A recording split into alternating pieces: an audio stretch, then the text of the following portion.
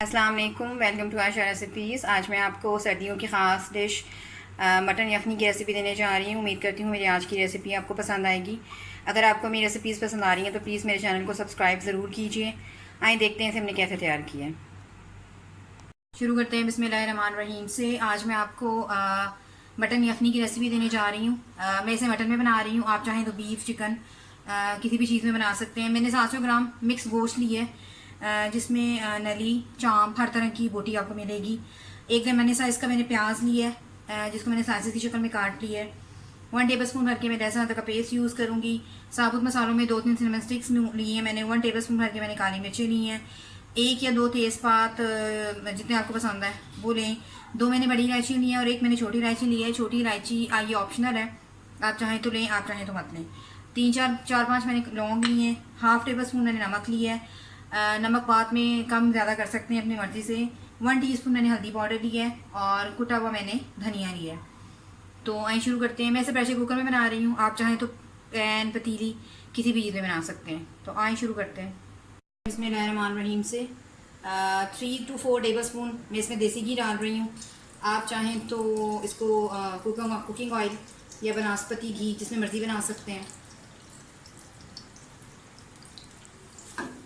घी हमारा गर्म हो गया है।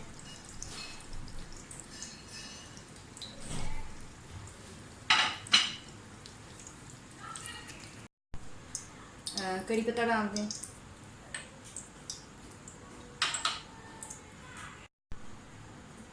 साथ ही ज़ीरा डाल दें। क्योंकि गोश्त जो है वो अपना काफ़ी घी जो है वो छोड़ेगा, इसलिए हम ज़्यादा घी यूज़ नहीं कर रहे।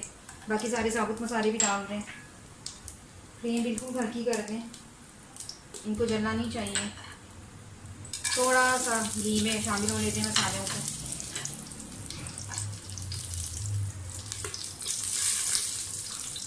साथ ही इसमें प्याज डाल दें, प्याज फ्राई होने के लिए डाल दें।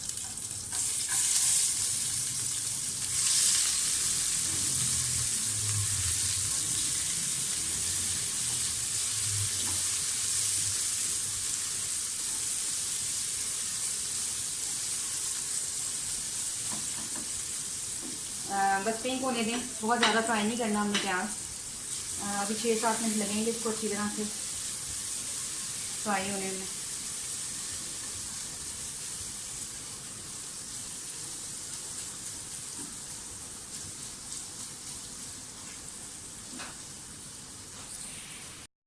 प्याज हल्का हल्का फ्राई होना शुरू हो गया है, पिंक होना शुरू हो गया है। अब आप इसमें लहसुन अदरक का जो हमने पेस्ट लिया है वो डाल दें।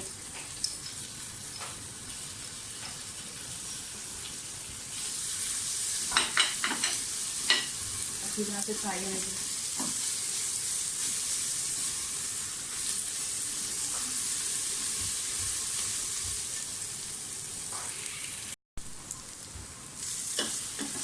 प्याज फ्राई हो गया, मटन डाल दें।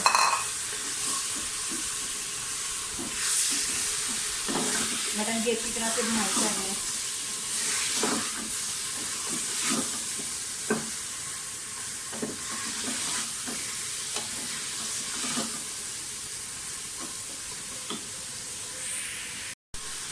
थोड़ा सा पानी डालें।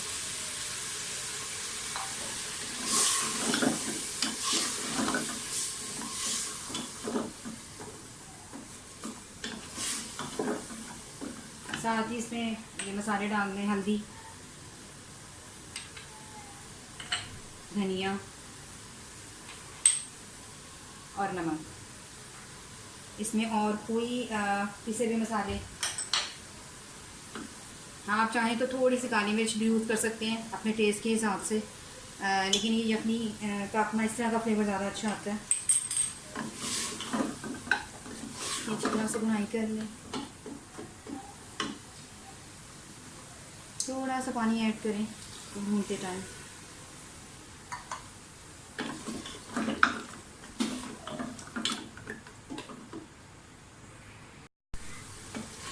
गोश्त हमारा अच्छी तरह से भून गया। अब आप इसमें मैंने 700 ग्राम मटन का गोश्त लिया है। इसमें मैं तकरीबन 1.5 लीटर पानी डालूँगी, यानी कि जिसमें हमारा गोश्त भी गल जाए अच्छी तरह से और जितनी यखनी हम रखना चाहते हैं उतनी यखनी भी रह जाए। थोड़ा सा पानी इसमें और जाएगा, 1/2 लीटर पानी और डाल दें।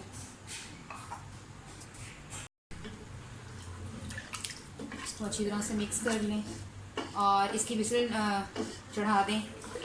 जैसे ही सीटी जो है वो बोलेगी उसके बाद आपने आग हल्की कर देनी है और 20 से 25 मिनट इसको बिल्कुल हल्की आंच पे सीटी के साथ इसको गलने देना है। तो हमारी बहुत ज़बरदस्त किस्म की यखनी तैयार हो जाएगी। यखनी हमारी बिल्कुल रेडी हो गई है। तकरीबन 25 मिनट हो गए हैं, अच्छी तरह से गोश्त गल चुका है।